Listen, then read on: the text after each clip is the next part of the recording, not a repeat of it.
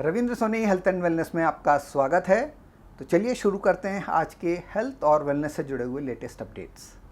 AIIMS Bhopal में आहार नली के जटिल कैंसर का एक सफल ऑपरेशन हुआ है। एम्स भोपाल में एक 40 वर्षीय महिला की आहार नली के जटिल कैंसर का सफल ऑपरेशन किया गया। यह महिला लगभग 3 महीने से पेट के ऊपरी हिस्से में तकलीफ और सीने में जलन से पीड़ित थी। वह 1 साल पहले एम्स भोपाल की ऑन्कोलॉजी ओपीडी में आई थी और पूरी जांच के बाद उसे आहार नली का कैंसर होने का पता चला। उसने पहले कीमोथेरेपी और रेडिएशन के साथ उपचार के कई चरण पूरे किए। उसके बाद सर्जरी की योजना बनाई गई, लेकिन कुछ व्यक्तिगत कारणों से उसने सर्जरी नहीं करवाई और कीमोथेरेपी जारी रखी। अप्रैल 2024 में वह फिर से सर्जिकल ऑन्कोलॉजी ओपीडी में आई और बीमारी की गंभीरता को समझते हुए सर्जरी कराने के लिए तैयार हो गई। सर्जिकल ऑन्कोलॉजी विभाग में सहायक प्रोफेसर डॉक्टर नीलेश श्रीवास्तव ने कंप्लीट एसोफेजेक्टॉमी के साथ आगे बढ़ने का फैसला किया। रोगी की सर्जरी मुश्किल वायुमार्ग के कारण चुनौतीपूर्ण थी और इसी कारण से उसका ऑपरेशन एक बार रद्द भी किया गया था। एनेस्थीसिया की एसोसिएट प्रोफेसर डॉक्टर पूजा सिंह ने मरीज को ब्रोंकियल ब्लॉकर से इंट्यूबेट किया और डॉक्टर नीलेश श्रीवास्तव की सर्जिकल ऑन्कोलॉजी टीम ने महिला की सर्जरी की।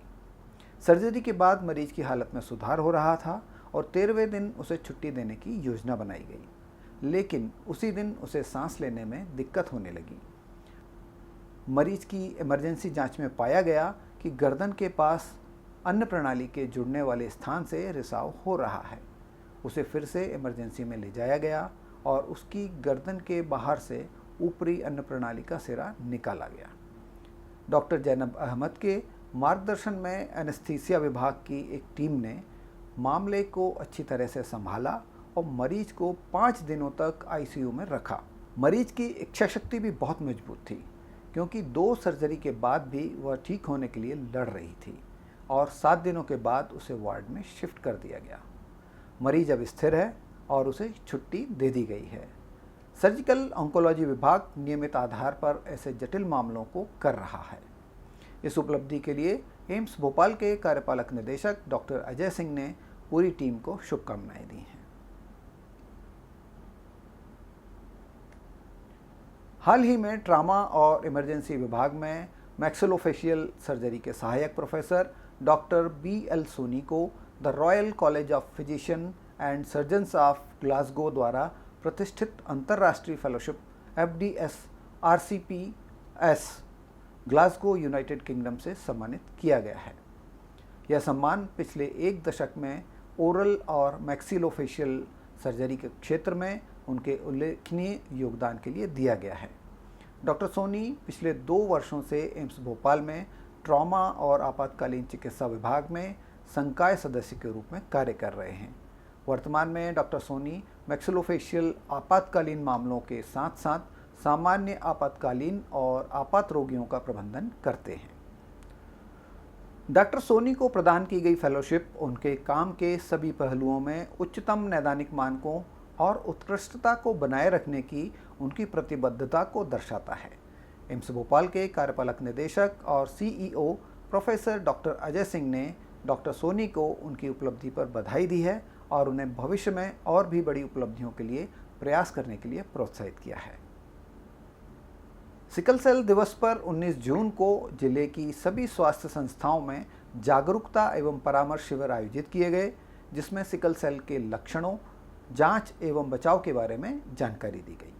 इस अवसर पर एकलव्य छात्रावास में आयोजित स्क्रीनिंग एवं जागरूकता शिविर में छात्रावास में रहने वाले बालक बालिकाओं की स्क्रीनिंग की गई एवं सिकल सेल के लक्षणों एवं बचाव के संबंध में बताया गया। सिकल सेल जागरूकता के लिए हर साल 19 जून सिकल सेल दिवस का आयोजन किया जाता है। इस वर्ष ये दिन hope through progress advancing sickle cell care globally की थीम पर मनाया जा रहा है। शिविर में 96 बालक बालिकाओं की जांच की गई, साथ ही 86 आभा आईडी बनाई गई। एनीमिया के साथ साथ सिकल सेल के लक्षणों एवं पारिवारिक पृष्ठभूमि के आधार पर सैंपल जयप्रकाश चिकित्सालय में जांच के लिए भेजे गए हैं। हमारा अगला अपडेट एम्स भोपाल से है। एम्स भोपाल द्वारा मध्य प्रदेश पुलिस कल्याण समिति के सहयोग से प्रोतिमा मलिक पुलिस महिला चिकित्सालय 7वीं वाहिनी विशेष सशस्त्र बल भोपाल में एक व्यापक कैंसर स्क्रीनिंग शिविर आयोजित किया गया। इस शिविर में पुलिस अधिकारियों को निःशुल्क जांच की सुविधा प्रदान की गई। इस शिविर के द्वारा कैंसर को शुरुआती दौर में ही पहचानने का प्रयास किया गया। इस कार्यक्रम में कैंसर के उपचार की सफलता दर में प्रारंभिक निदान के महत्व पर प्रकाश डाला गया और इसका उद्देश्य इस बीमारी के बारे में आम गलतफहमियों को दूर करना था। उपस्थित प्रतिभागियों में स्तन, गर्भाशय ग्रीवा और मौखिक कैंसर सहित अन्य कैंसर संबंधित जांचें की गईं। शिविर के दौरान लगभग 250 रोगियों की जांच की गई। तो ये थे आज के हमारे हेल्थ और वेलनेस से जुड़े हुए कुछ अपडेट्स। आशा करता हूँ पसंद आए होंगे। जल्दी मिलते हैं एक और एपिसोड में। तब तक के लिए धन्यवाद। जय हिंद।